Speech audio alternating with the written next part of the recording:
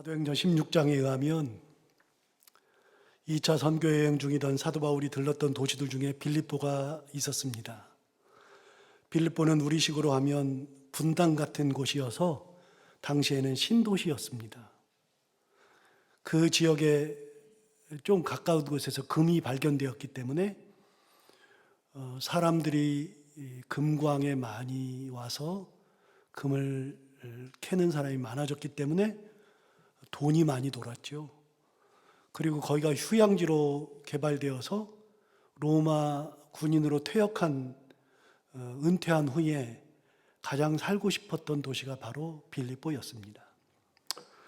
그러므로 빌립보는 엄청나게 큰 도시는 아니라 할지라도 비교적 삶이 윤택한 이들이 노년을 보냈던 곳이기도 하고 일자리가 풍족하다 보니까 거기에 사람들이 많이 살았는데 돈이 많다 보니까 이 도시에 살던 사람들은 나름 은퇴 후에 많은 돈을 가지고 있는 사람, 또 실제로 일하면서 돈을 많이 버는 사람들이 있어서 이 지역은 나름 삶의 여유가 있는 이들이 많았고, 물건을 사고 이렇게 쓰고 하는데 큰 지장이 없었던 굉장히 풍성한 도시였습니다.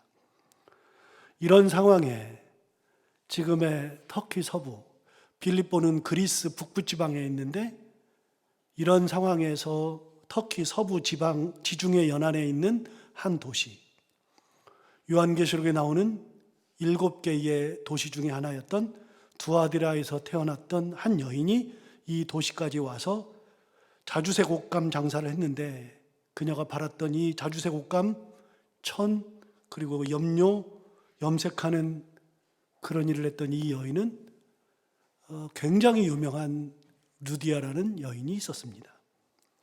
성경은 그녀의 이름을 루디아라 했으므로 우리는 그냥 그녀의 이름이 루디아라고 알고 있지만, 연구를 해보면 그녀의 이름은 루디아가 아닙니다. 그녀의 이름은 성경에 나오지 않으므로 잘 모르고요. 실제는 루디아라는 말은 무슨 말이냐면 리디아에서 온 여자, 사람, 그런 얘기입니다. 리디아는 당시 터키 서부에 있었던 굉장히 큰 공국 중에 하나였거든요. 쉽게 말하면 리디아에서 온 여자, 그 말은 우리가 흔히 이야기할 때 광주댁, 부산댁, 남원댁, 홍천댁, 금산댁 이런 거 하듯이 무슨 옛날에 이름을 부르지 않고 어디에서 오면 구분해서 부를 때 그냥 무슨 댁 하듯이 루디아라고 하는 것은 그렇게 불렸던 이름이었습니다. 이름도 없는 한 여인이 거기에 가서 크게 성공을 했죠.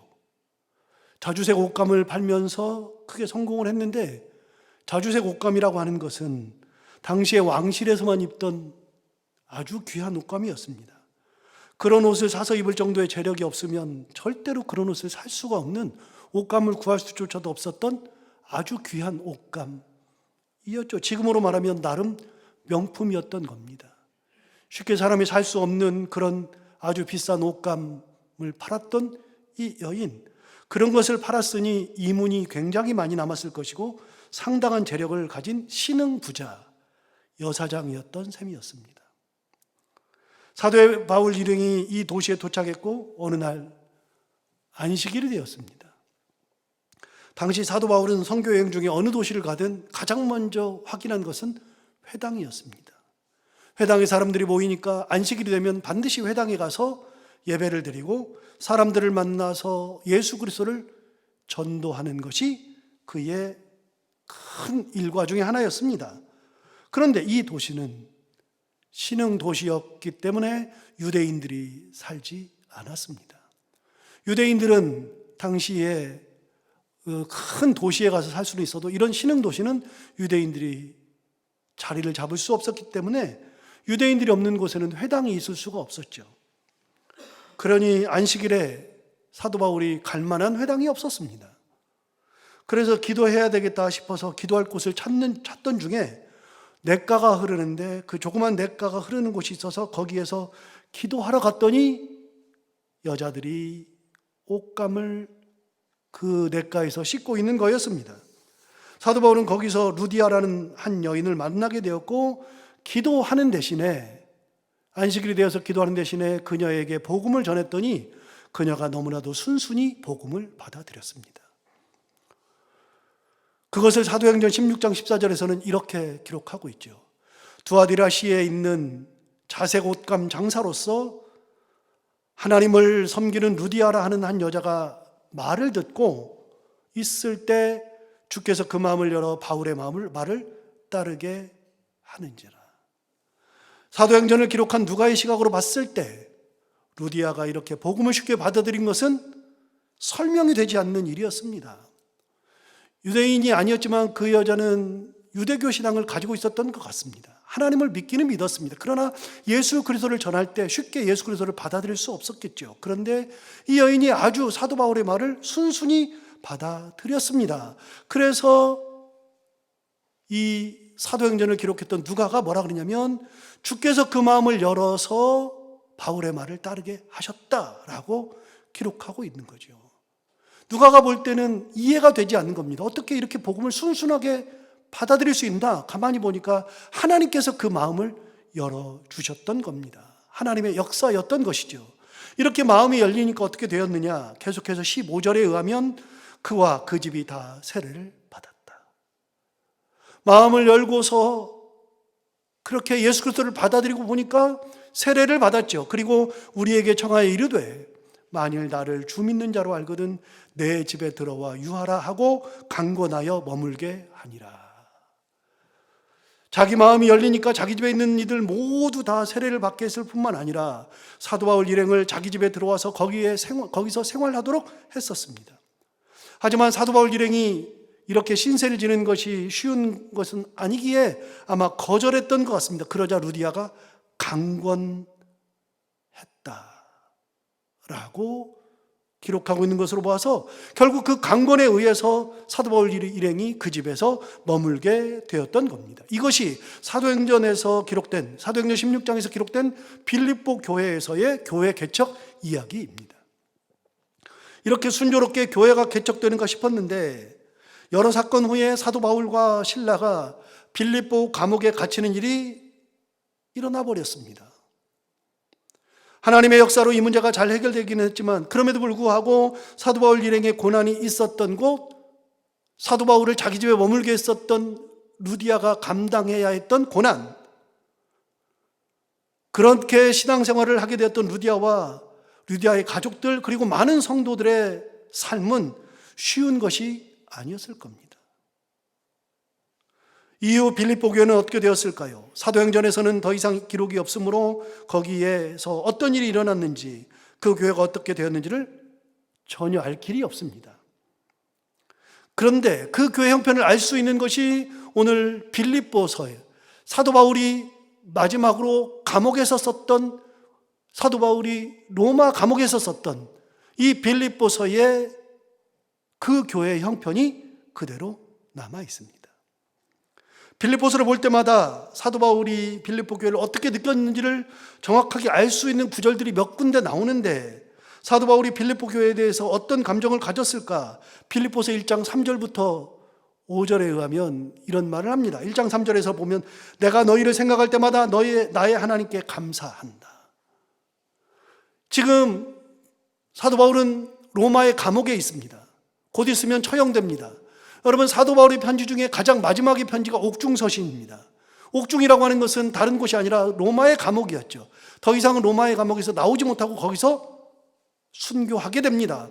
그러니까 더 이상은 사람들을 만나지도 못하고 다른 곳에 선교여행을 가지도 못하는 마지막 순간에 쓴 편지가 바로 옥중서신이죠. 에베소서, 빌립보서, 골로새서, 이게 대표적인 옥중서신인데 사도 바울의 마지막 채취가 묻어있는 그 편지죠. 그 마지막 옥중서신에서 빌립보서 1장 3절이면은 처음 시작하는 건데 1절, 2절은 자기 인사니까요. 인사는 빼고 처음 하는 말이 뭐냐? 내가 너희를 생각할 때마다 나의 하나님께 감사한다. 사도 바울은 빌립보 교회 성도들을 생각할 때마다 하나님 앞에 감사가 넘쳤습니다. 하나님 고맙습니다. 그들을 생각할 때마다 감사하는 마음이 있었습니다. 4절을 보면 이렇게 말했습니다. 간구할 때마다 너희 무리를 위하여 기쁨으로 항상 간구한다. 사도 바울이 기도를 했었습니다. 기도를 했는데 그 기도를 할 때마다 어떻게 했느냐면 기쁨으로 간구하게 되었습니다. 여러분, 인생을 정리하는 순간 감옥에서 자기의 삶을 돌아보며 자기가 그동안 선교하러 돌아다녔던 교회를 생각하며 거기에서 생활하는 많은 성도들을 돌아보며 개척한 교회들을 위해서 엄청나게 마지막 순간 사도 바울은 불을 태우면서 기도했을 겁니다. 그렇게 기도할 때 빌립보 교회에 대한 기도 순서가 되면 기도할 때마다 너무나도 좋았던 모양입니다. 그냥 생각만 해도 감사하고 기도할 때마다 하나님 앞에 큰 기쁨이 넘쳤다라고 기록하는 것으로 보아서 사도 바울에게 있어서 빌립보 교회는 큰 감사와 기쁨이 되는 그런 교회였던 겁니다. 그만큼 그 교회의 열매가 너무나도 좋았습니다. 왜 그럴까요? 왜 감사와 기쁨이 넘치게 될까요? 5절을 보면 이렇게 말했습니다. 너희가 첫날부터 이제까지 복음을 위한 일에 참여하고 있기 때문이라. 사도 바울이 볼 때는 사도 바울이 첫 번째 사도행전 16장에서 빌립보를 방문했을 때부터 지금까지, 지금이면 사도 바울이 지금 감옥에 있는 이 순간까지, 이 첫날부터 이제까지 복음을 위한 일에 너희가 참여하고 있기 때문이라 라고 이야기를 했었습니다. 여러분, 처음이 언제입니까? 사도행전 16장에 나오는 것처럼 사도 바울이 기도할 곳을 찾다가 여인들을 만나는 것이 처음이었죠. 그때가 처음이었는데 그렇게 여인을 만나서 복음을 전했을 때 루디아가 자기 집에 들어와서 머물라고 강권했던 그런 역사가 있었던 곳. 여러분, 은혜를 받았다 그래서 자기 집에 머물게 하는 것이 쉬운 겁니까? 사도 바울 일행이 꽤 많이 있는데 그 일행들을 자기 집에서 머물게 하는 것이 쉬운 겁니까? 자기 집을 공개하는 것이 쉬운 겁니까? 진짜 어려운 얘기인데요. 정말로 큰 은혜가 아니라면, 내가 감당을 못할 은혜가 아니라면, 나도 모르게 내가 그런 말을 할 수밖에 없는 그런 구조가 아니라면 제정신으로는 자기 집에 들어와서 자기 집에서 머물라고 이야기하지 못하는 겁니다. 여러분, 자기 집에 머물라는 얘기는 뭐냐면 내가 모든 숙식을 제공하겠다는 겁니다. 편의를 봐주겠다는 겁니다. 사람들이 뭐라고 말을 하든 관계없이 내가 그렇게 하겠다는 겁니다. 그렇게 해서 자기 집을 내어주었죠. 그런데 놀랍게도요, 그렇게 자기 집을 내어줬는데 그 집에서 사람들이 모여서 예수 그리스도를 배우기 시작하면서 그곳이 바로 빌립보 교회가 되었습니다. 루디아의 집 자체가 교회로 발전하게 된 거죠. 자기 집을 교회로 선뜻 내놓은 겁니다. 여러분, 빌립보 교회의 전통은 바로 이렇게 시작되었습니다. 그런데 사도 바울 일행이 감옥에 갇히는 어려움이 있었잖아요. 그래도 루디아는 이런 것을 개의치 않았습니다. 어떤 핍박이 있어도 개의치 않았습니다. 왜요? 복음을 받아들였기 때문에. 은혜가 있었기 때문에. 여러분, 은혜가 있으면은 고난도, 역경도 그 은혜로 이겨내게 되는 건데 바로 루디아가 그런 모습을 우리에게 보여주었습니다. 끝까지 자기 신앙을 지켰던 루디아의 전통을 가진 교회, 그 교회는 훗날 사도 바울이 감옥에서 인생을 마감할 때 10수년이 지났을 때에도 그들의 그 헌신, 복음에 참여함은 계속되고 있었던 모양입니다. 그러니 생각할 때는 감사하고 기도할 때는 기쁨이 넘쳤겠죠. 편한 적이 없으니까요. 저는 목사로서 성도들을 위해서 기도하고 교회를 위해서 기도하고 제게 기도 부탁을 했던 분들을 위해서 기도합니다. 기도해야 될 대상을 놓고서 기도하죠. 그렇게 기도할 때마다 느끼는 것 중에 하나가 있는데요. 여러분, 기도할 때마다 느끼는 게 뭐냐면 어떤 사람을 위해서, 어떤 단체를 위해서, 무슨 일을 위해서 기도할 때는요, 답답할 때가 있습니다. 안 하고 싶을 때가 있습니다. 너무 답답할 때가 있습니다. 진짜 의무감으로 기도하고 눈물을 흘리면서 기도는 하는데 너무나도 힘들 때가 있습니다. 그런데 반대로 어떤 경우 어떤 사람이나 어떤 단체나 어떤 일을 위해서 기도할 때는요, 기도하기 전부터 생각만 해도 웃음이 나는 교회가 있습니다. 그런 사람이 있습니다. 그런 사람이 진짜 있습니다. 기도할 때 너무 좋아요. 막 기도가 나와요. 의무감으로 막 하는 게 아니라요, 그냥 쳐다만 봐도 생각만 해도 좋은 분들이 있어요. 여러분, 사도 바울이 빌립보 교회를 위해서 기도할 때 어떻게 느꼈냐면 그냥 빌립보 교회의 성도들, 빌립보 교회를 생각하면 그냥 감사가 넘쳤고 기도할 때는 기쁨이 넘쳤습니다. 다른 교회를 기도할 때, 사도 바울이 다른 교회를 위해서 기도할 때는요, 책망하면서 막 했던 이야기도 많고요, 기도할 때마다 어려움을 호소했던 적도 많았습니다. 그러나 빌립보 교회를 위해서 생각만 해도 감사, 간구할 때마다 기쁨. 그게 사도 바울에게 큰 기쁨이 되는 빌립보 교회였습니다. 저는 사도 바울의 이 마음을 100% 공감합니다. 제가 목회자로서 기도해 보니까 느끼겠습니다. 얼마나 좋았으면 이 편지를 쓰면서 처음 시작 부분에 바로 이렇게 말할까요? 내가 너희를 생각할 때마다 나의 하나님께 감사한다. 너희를 위해서 간구할 때마다 기쁨으로 간구한다. 어떻게 편지를 시작하면서 이 말부터 시작할까요? 6절을 계속해서 보시면 이렇게 말합니다. 너희 안에서 착한 일을 시작하신 이가 그리스도 예수의 날까지 이루실 줄을 우리는 확신하노라. 여러분, 이 모든 일, 복음에 참여한 것, 첫날부터 복음에 참여해서 지금까지 오는 것은 이 모든 착한 일을 시작하신 분은 너희가 아니라 너희 안에 계신 예수 그리스도. 그 예수 그리스도께서 착한 일을 시작하신 이 하나님, 예수 그리스도께서 그리스도의 예수의 날까지, 재림 때까지 이루실 줄을 우리는 확신한다. 이렇게 이야기하고 있죠. 여러분, 사도 바울이 이런 확신을 가질 수 있는 근거가 있었습니다. 지금 사도 바울은 로마의 감옥에 있는데, 그렇게 감옥에 있으면서 빌립보 교회를 위해서 기도는 하고 있지만, 여러분, 기도하면서도 놀랍게 사도 바울은 교회 소식이 궁금했었습니다. 야, 어떻게 지낼까? 기쁨과 감사로 기도는 하고 있고 생각은 하고 있는데 어떻게 지낼까? 이게 굉장히 궁금했었습니다. 그래서 누군가를 보내서 교회 소식을 듣고 싶었거든요. 어떻게 지내는지 꼭 듣고 싶었습니다. 그래서 누군가를 보낼까 고민하던 차에 생각난 사람이 한 명 있었습니다. 디모데였습니다. 디모데는 사도 바울의 양아들이자 제자 중에 한 명이죠. 사도 바울의 양아들이 두 명 있지 않습니까? 디도와 디모데, 그리고 제자, 목회의 제자는 역시 디모데와 디도가 있습니다.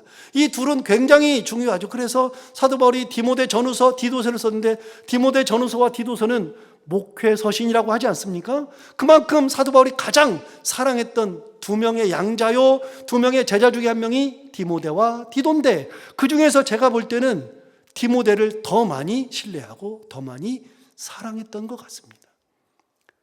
로마의 감옥에서 빌립보 소식을 듣고 싶은데 가서 빌립보 소식을 좀 가져올 사람이 누구를 파송할까 생각하고 있는데 그 중에 한 명 디모데가 생각났습니다. 그래서 디모데를 보내려고 했는데 갑자기 사도 바울이 마음을 확 바꿨습니다. 디모데가 아니라 다른 사람을 보내야 되겠다. 그 계기가 된 사람이 바로 에바브로 디도라는 사람이 있었습니다. 에바브로 디도는 빌립보 교회의 목회자였습니다. 원래가.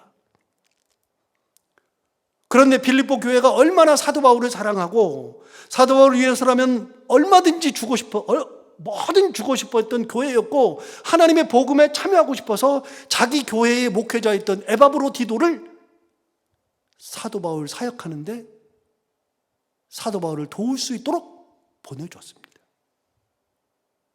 자기 교회 담임 목사님을 복음의 최전선에 보내준 거죠. 그래서 에바브로 디도가 빌립보 교회 파송을 받아서 사도 바울을 지근거리에서 돕고 있었습니다. 어디까지 왔느냐면 이 지금 로마에 사도 바울이 감옥에 있을 때 옥바라지 했던 사람이 에바브로 디도였습니다.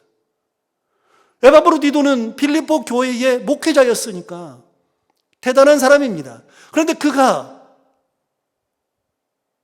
로마 감옥에 있는 사도 바울의 옥바라지를 하는 그런 사람이 되었으니 에바브로 디도도 대단한 존재요, 빌립보 교회의 성도들도 대단한 존재였습니다. 그런데 그렇게 하다가 사도 바울이 죽기도 전에 갑자기 에바브로 디도가 큰 중병에 걸렸습니다. 죽을 병이 걸렸습니다. 갑자기 죽게 되었는데 그렇게 되다 보니까 에바브로 디도가 마음이 답답한 겁니다. 사도 바울도 너무나도 괴로운 겁니다. 에바브로 디도의 마음이 어떠했을까요? 그런데 에바브로 디도의 마음을 진짜 힘들게 했던 것은 내가 중병이 걸려서 죽는다, 그게 아니라 자기가 중병이 걸려서 죽게 된 것을 빌립보 성도들이 알아버린 겁니다. 그걸 알고서 빌립보 성도들이 그걸 놓고서 근심하면서 기도하고 있다는 소식을 들었습니다. 그러니까 에바브로 디도는 사도 바울에게는 짐이 되었고 자기가 목회했던 빌립보 교회의 성도들에게는 큰 마음의 짐을 지고 있었으니 얼마나 괴로웠을까요? 그런데 사도 바울이 빌립보 교회 소식을 알기 위해서 디모데를 파송하려고 하는 그때쯤 에바브로디도가 나와버렸습니다. 죽을 고비를 넘기고 나와버렸습니다. 그래서 디모데를 보낼 게 아니라 에바브로디도를 보내야 되겠다, 마음을 고쳐먹었습니다. 빌립보서 2장 25절부터 28절까지는 바로 그 얘기를 이야기하고 있습니다. 빌립보서 2장 25절은 이렇게 말합니다. 그러나 에바브로디도를 너희에게 보내는 것이 필요한 줄로 생각하노니 그는 나의 형제요, 함께 수고하고 함께 군사된 자요, 너희 사자로 내가 쓸 것을 돕는 자라. 여러분, 에바브로디도에 대해서 정확하게 설명하고 있지 않습니까? 여러분, 에바브로디도를 너에게 보내는 것이 더 필요하다고 생각했다. 그런데 그가 누구냐? 에바브로디도가 누구냐? 내 형제이기도 하고 나와 함께 수고하고 함께 군사도 됐는데 그는 원래 너희 사자로 내가 쓸 것을 돕는 자였다. 이렇게 이야기했던 사람이 에바브로디도입니다. 26절 보면 이렇게 말하죠. 그가 너희 무리를 간절히 사모하고, 그 다음 뭐라 그러냐면 자기가 병든 것을 너희가 들은 줄 알고 심히 근심한지라. 자기가 중병에 걸려서 죽게 된 것을 빌립보 성도들이 안 것을 가지고서, 그거 알려진 것 가지고서 심히 근심하고 있었습니다. 27절 보면 이렇게 말하죠. 그가 병들어 죽게 되었으나 하나님이 그를 긍휼히 여기셨고 그뿐 아니라 또 나를 긍휼히 여기사 내 근심 위에 근심을 면하게 하셨느니라. 여러분, 병들어 죽게 되었는데 하나님이 그를 긍휼히 여기실 뿐만 아니라 나도 긍휼히 여겨서 그가, 나도 근심하고 그도 근심했는데 그 근심을 면하게 했다. 그 병에서 낫게 해 주셨다. 28절 이렇게 말합니다. 그러므로 내가 더욱 급히 그를 보낸 것은 너희로 그를 다시 보고 기뻐하게 하며 내 근심도 덜려 함이니라. 사실은 사도 바울이 옥중에서 있으면서 빌립보 교회 성도들이 어떻게 지내는지가 궁금했어요. 생각하면 기쁘고 감사하고 기도할 때마다 그런 마음이 넘쳤는데 빌립보 성도들은 어떻게 지낼까 너무나도 궁금해가지고서 빌립보 성도들에게 파송할 사람이 필요했는데 디모데가 가장 자기가 신이 많은 사람이니까 보내는 게 가장 적절한데 에바브로디도가 나니까 에바브로디도를 빨리 보내서 그 소식을 알고 오는 게 중요한 게 아니라 빌립보 성도들이 근심하고 있으니 에바브로디도가 나와서 가면 더 기쁘겠다. 그래서 빌립보 교회에 에바브로디도를 보내기로 작정한 겁니다. 그렇게 보냈던 에바브로디도가 자기가 목회했던 빌립보의 교회에 가서 어떤 일이 있었을까요? 성경은 아무 말을 안 하니까 모르는데 그냥 추정하기로, 여러분, 우리 교회 목사님이 외국에 나가가지고서 사역을 하다가 죽게 됐다가 성도들이 막 근심하고 기도하고 있는데 살아서 돌아와서 이 강단에 섰을 때 어떤 느낌이었을까요? 성도들을 볼 때마다 눈물이 막 흐르면서 감사하면서 은혜, 하나님 찬양, 하나님 영광, 그러지 않았겠습니까? 그래서 사도 바울은 그렇게 보낸 겁니다. 너희를 기쁘게 하고 싶다. 너희들이 에바브로가 가면 너희가 얼마나 기뻐할까? 너희들이 그렇게 하는 것이 기뻐하고 에바브로도 얼마나 기뻐할까? 그러니까 내가 이를 빨리 보내야 되겠다. 사도 바울은 그 교회의 소식을 알고 싶은 것이 원래 뜻이었는데 원래 뜻인 그 교회의 소식을 아는 것뿐만이 아니라 오히려 그들에게 더 큰 기쁨을 주고 싶어서 에바브로디도를 보낸 겁니다. 그렇게 에바브로디도가 자기 목회하던 교회에 돌아가서 성도들을 만나고 성도들과 교제하고 돌아왔습니다. 돌아와서 그 교회 소식을 전해줬는데 그 소식을 전함을 받고 그러고 나서 이 편지를 쓰는 겁니다. 그러니까 에바브로디도는 이미 갔다 온 겁니다. 갔다 와서 그 교회 소식을 가지고 온 것을 가지고 그걸 듣고 나서 이 빌립보서를 다시 쓰는 거거든요. 편지를 써서 또 보내는 거거든요. 그러니까 에바브로디도를 보냈던 것은 바로 그런 거였다라고 이렇게 편지에다가 이야기한 것일 뿐이고요. 에바브로디도는 이미 갔다 왔습니다. 그런데 에바브로디도가 돌아올 때 이런 선물을 가지고 왔죠. 4장 18절에 보면 에바브로가 이렇게 이걸 가져옵니다. 내게는 모든 것이 있고 더 풍부한지라 에바브로디도 편에 너희가 준 것을 받았으므로 내가 풍족하니 이는 받으실 만한 향기로운 제물이요 하나님을 기쁘시게 한 것이라. 여러분, 에바브로디도가 왔는데 거기서 기쁨을 나누고 왔는데 돌아오는 길에 어떻게 했느냐면 너희가 에바브로디도 편에 준 것을 내가 받았다 그렇게 얘기하잖아요. 그러니까 빌립보 성도들은 그를 위해서, 사도 바울을 위해서 에바브로디도 편에다가 많은 것을 같이 보냈습니다. 그동안 모아놨던 선교비를 보내고, 그리고 특별헌금을 해서 특별헌금도 보내고, 사도 바울이 쓸만한 것들을 보내면서 싹 해가지고 에바브로디도 편에 엄청난 것을 보냈습니다. 그래서 사도 바울이 보니까 그들이 에바브로디도 편에 너희가 준 것을 내가 받았으므로 내가 풍족하다라고 이야기하죠. 여러분, 빌립보 교회는 이런 교회였습니다. 그래서 사도 바울이 그 18절에서 이렇게 말하잖아요. 너희가 보내준 것은 뭐냐? 하나님께서 주신 건데 이는 하나님께 드리는 것과 똑같다. 나에게 주는 거지만 하나님께 드리는 것과 똑같다. 그래서 이는 하나님께서 받으실 만한 향기로운 제물이요 하나님을 기쁘시게 한 것이라.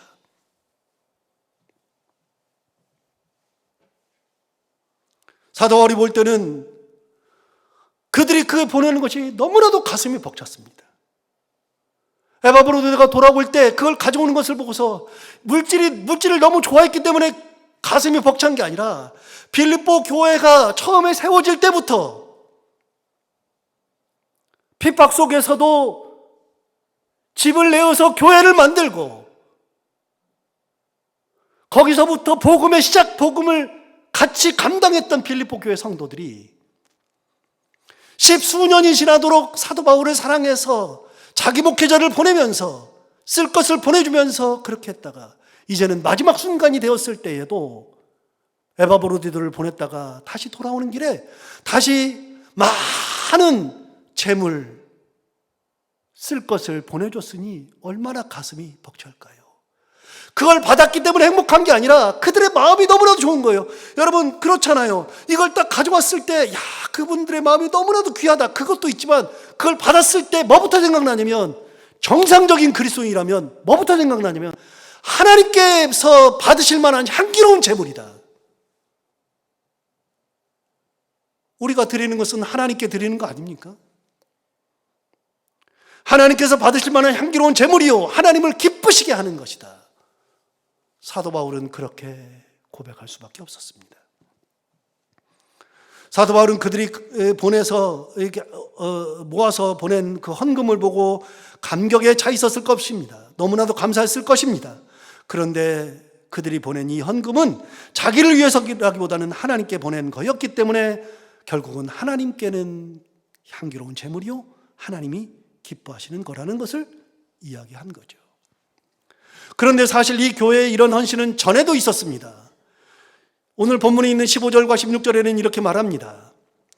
빌립보 사람들아, 이제 아까 지금 읽었던 건 18절이잖아요. 에바브로디도 편에서 가져온 거를 얘기했잖아요. 그런데 그 이전 것을 얘기하는 겁니다.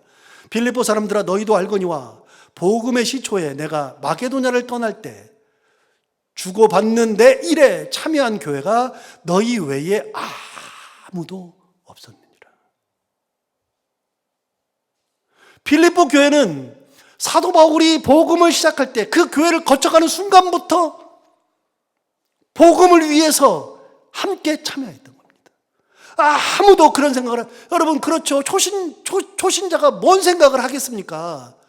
그게 신앙이 되기까지 물질로 헌금을 해서 나누고 하나님 앞에 드리기까지는 상당한 시간이 걸려야 할 텐데 빌립보 교회는 그런 것도 없었습니다. 처음 시작할 때부터 그걸 감당했으니까 이렇게 한 교회가 아무도 없었느니라. 여러분 아무도 없는 게 정상인 겁니다. 원래가. 그런데 빌립보 교회는 아무도 없었는데 그 교회는 처음 시작할 때부터 이거를 감당했었던 놀라운 교회였습니다. 옛날부터 그렇게 한 겁니다. 처음부터. 16절은 더 재밌는 말을 합니다. 데살로니가 있을 때에도 너희가 한 번뿐 아니라 두 번이나 나의 쓸 것을 보내었도다. 여러분 데살로니가에 있을 때에도 한 번뿐만 아니라 두 번씩이나 그의 쓸 것을 필요에 따라서 우리 사도 바울이 거기서 사역을 감당하는데 우리가 거기다가 사도 바울의 필요를 따라서 보내야 될 것을 많이 보내야 되겠다 그러면서 그거를 계속해서 감당했었던 교회가 바로 빌립보 교회였습니다. 여러분 그들의 그런 열정이 어디서 났을까요? 그런 것을 볼 때마다 사도 바울은 감당하고 있었습니다. 이미 마음에 그것을 그러니까 여러분 가만히 보세요. 지금까지 감옥에 있었습니다. 감옥에 있는데 감옥에 있으면서 빌립보 교회를 생각하면 생각할수록 이게 처음부터 어떻게 이런 일이 벌어지지? 그 필요할 때마다 어떻게 이렇게 보내주지? 그런데 자기 목회자까지 나한테 보내주네? 너무나도 감격하니까 생각할 때마다 하나님 앞에 감사하는 거예요. 생각할 때마다. 간구할 때만 하나님 앞에 기쁨으로 간구하는 거예요.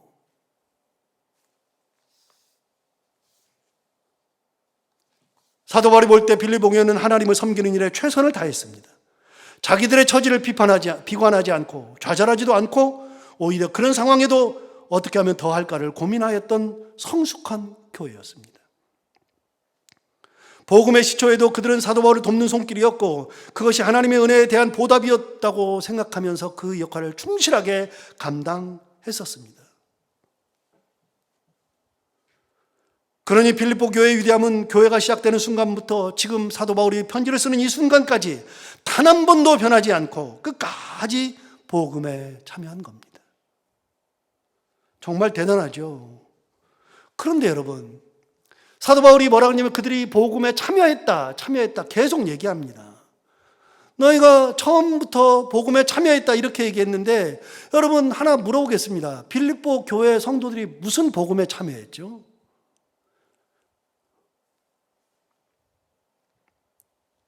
여러분, 우리는 선교사를 나눌 때 둘로 나눕니다. 파송받은 선교사, 파송한 교회, 그렇게 얘기하는데요.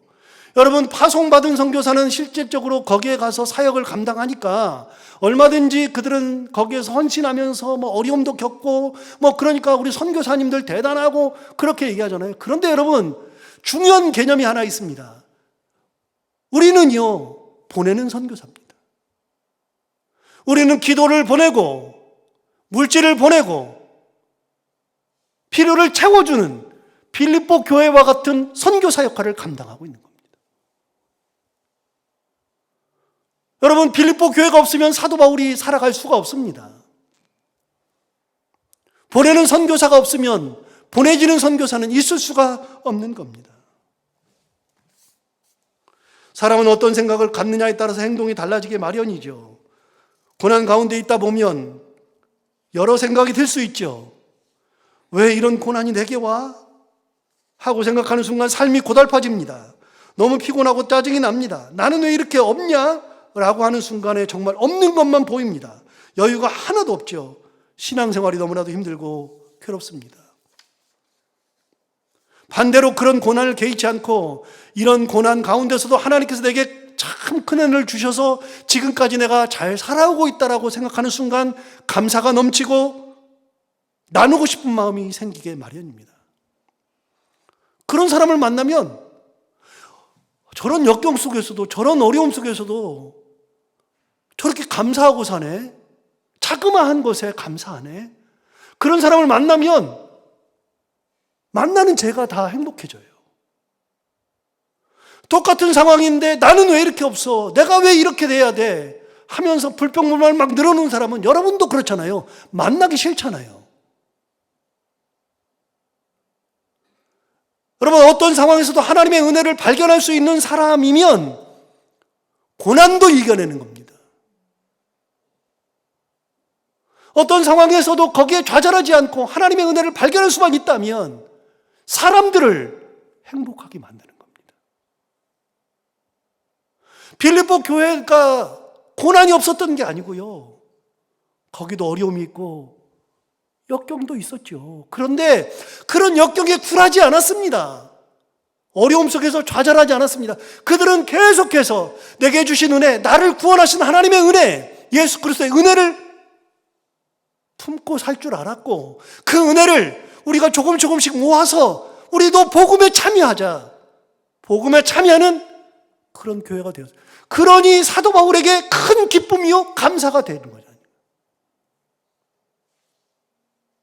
가정도 마찬가지고 교회도 마찬가지입니다. 어떤 상황이 되건 그것을 다 은혜를 발견하고 은혜로 바꿀 수만 있다면 감사함이 넘치게 마련인데요. 어느 사람이건 어느 가정이건 어느 교회건 감사를 발견할지 모르면, 하나님의 은혜를 발견할지 모르면 다 불평입니다. 전부 다. 은혜를 발견할 줄 알아야 감사가 넘치고 그러면 없는 와중에도 부족함을 별로 못 느껴요. 왜요? 요만큼 주신 것도 감사한데, 내가 이렇게 살아가는 것도 감사한데, 내 자녀가 숨쉬고 있는 것이 감사한데, 그나마 생각해 보세요. 내 아이가 어려운 상황에 되어도 하나님께서 지켜주시니까 지금까지 온 거니까 감사한 거 아니에요? 너무나도.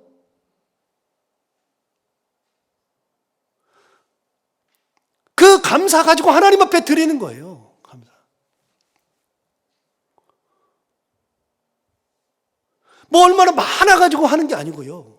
우리가 가져봐야 얼마나 많이 가졌습니까? 여러분은 뭐 엄청나게 가져가지고 하나님 앞에 드리고 엄청나게 가져가지고 감사하고 그렇습니까? 아니요. 전혀 그렇지 않아요. 그런데 조그마한 거에도 하나님의 은혜를 발견할 줄 알면 되는 겁니다. 사도 바울은요, 지금 감옥에 있어요. 여러분, 감옥에서 곧 있으면 죽어요. 감옥에서 나온 적이 없어요. 거기서 마지막이에요. 그게 옥중서신 아닙니까? 사도 바울이 마지막 순간인데요. 그 감옥에 있으면서 이렇게 말하면은 어떻게 될까요? 하나님, 내가 왜 감옥에 있어야 돼요? 내가 하나님 말씀 전하다가 왜 여기서 이렇게 고난을 받아야 돼요? 그러는 순간에, 불평불만이 나오는 순간에 사도 바울 옆에는 사람들이 없어지는 겁니다. 하나님 영광을 받지 않습니다. 그런데 그 감옥에서도 할 수 있는 것이 아무것도 없잖아요. 아무것도 없는데 할 수 있는 게 딱 하나 있네. 내가 할 수 있는 건 밖에 나가서 돌아다니지 못해도 그 안에서 할 수 있는 것은 딱 하나 있네. 그게 뭐예요? 그들을 생각하고서 기도하는 것은 할 수 있잖아요. 그래서 거기에서 감사하고 기도하는 겁니다. 생각하면 감사, 간구할 때마다 기쁨. 할 수 있는 게 왜 없어요? 은혜 발견할 수 있는 게 얼마든지 있는 거죠. 얼마든지. 그래서 여러분, 디모데전서 4장 4절에 의하면 하나님께서 지으신 모든 것이 선함에 감사함으로 받으면 버릴 것이 없다. 감사함으로 받으면 버릴 것이 없습니다. 감사가 없으니까 다 버려버리는 거죠. 그럼 이 감사하면은 모든 것이 다 버릴 것이 없어요. 입고 있는 옷도 하나님이 주신 거 아닙니까? 오늘 아침에 밥 먹고 온 것도 하나님이 주신 거 은혜 아닙니까? 뭐 고기 반찬을 먹고 뭐 엄청난 걸 먹어야지 감사하는 겁니까? 먹을 수 있도록 하신 하나님의 은혜. 왜요? 여러분, 우리는 먹을 수 있는 것도 은혜라는 것을 말씀을 계속 드리지만 목이 아프고 몸이 아프면 안 넘어간다니까요. 아무리 귀한 거라도 하나님이 건강 주셨으니까 먹는 거 아닙니까?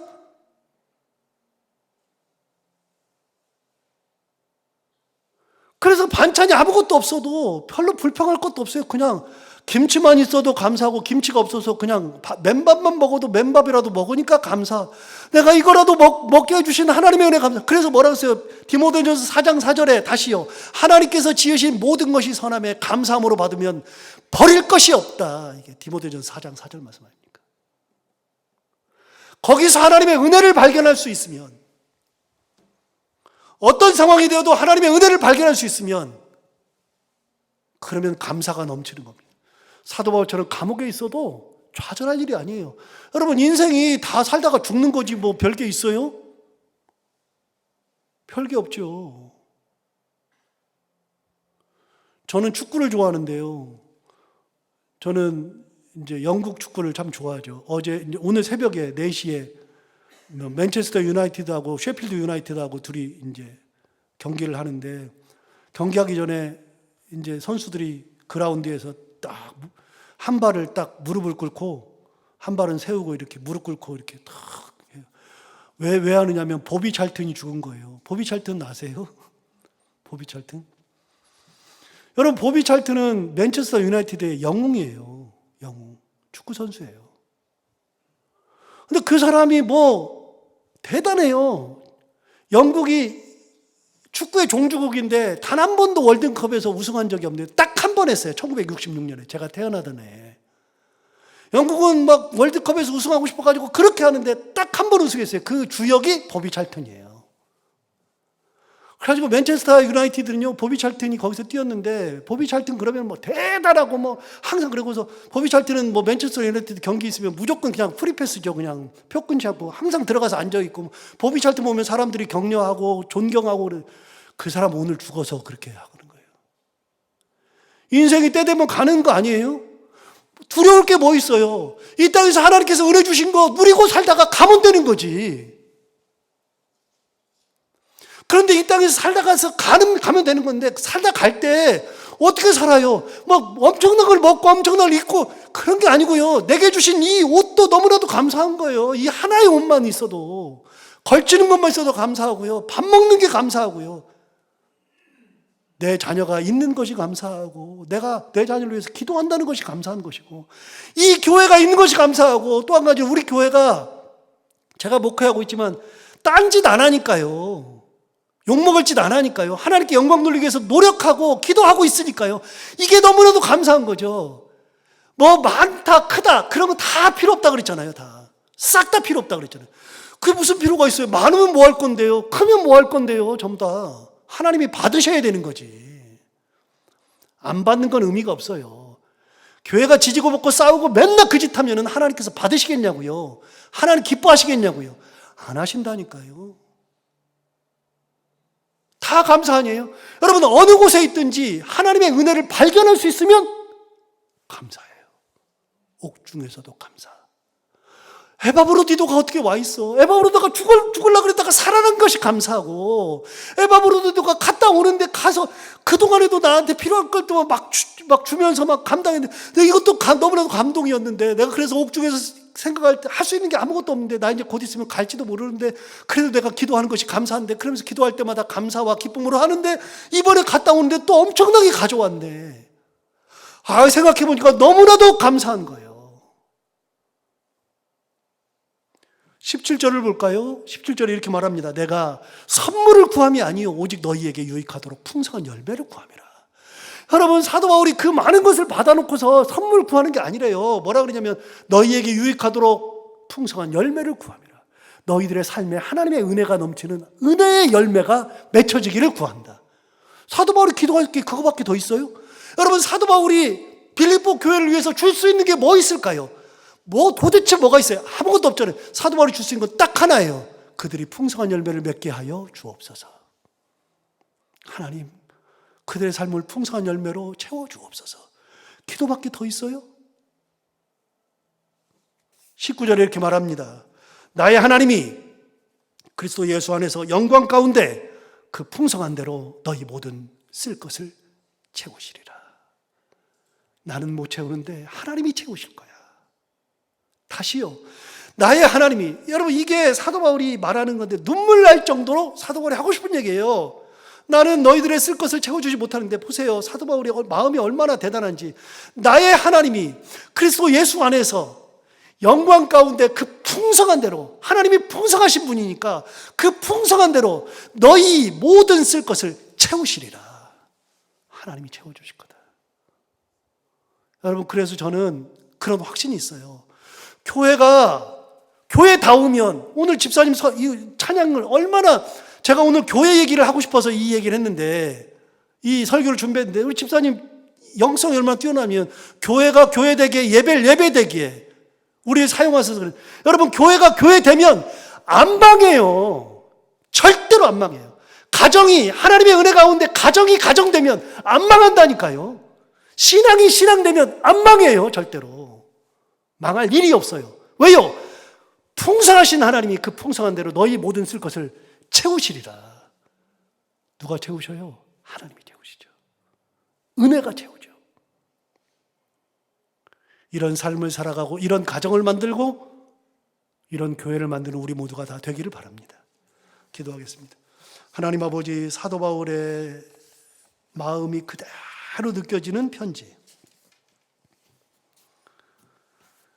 빌립보 성도들을 얼마나 사랑하는지, 주고 싶은 건 많은데 할 수 있는 것은 아무것도 없으니 그래도 줄 수 있는 것은 기도밖에 없어서 기쁨과 감사로 기도하는, 그리고 내가 할 수 있는 것이 없으니 나의 하나님이 그리스도 예수 안에서 영광 가운데 그 풍성한 대로 너희 모든 쓸 것을 채우시리라 확신하며 이야기하고 간구하듯이, 하나님 아버지, 우리에게 주신 모든 것, 하나님이 선하심에 하나님이 주신 모든 것을 감사함으로 받으면 버릴 것이 없다 그랬는데, 하나님 아버지, 어떤 상황에서도 은혜를 발견하는 믿음 주시고 눈 주시고 은혜를 발견해서 그 은혜 가운데 감사하고 찬양하며 살아가는 우리 모든 인생들이 다 되게 하여 주옵소서. 예수님 이름으로 기도하옵나이다. 아멘.